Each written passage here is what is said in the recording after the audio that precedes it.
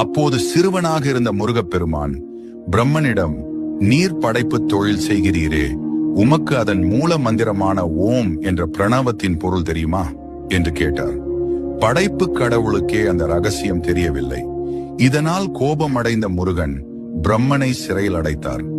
பிரம்மன் சிறையில் இருந்த காலத்தில் உலகை படைக்கும் பொறுப்பை முருகப்பெருமானே ஏற்றார்.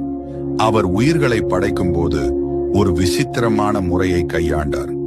ஒவ்வொரு மனிதனின் தலையெழுத்தை எழுதும் போதும் கர்ம வினைப்படி அவர்கள் அனுபவிக்க வேண்டிய இன்ப துன்பங்களை பாதியிலேயே நிறுத்திவிடுவார்.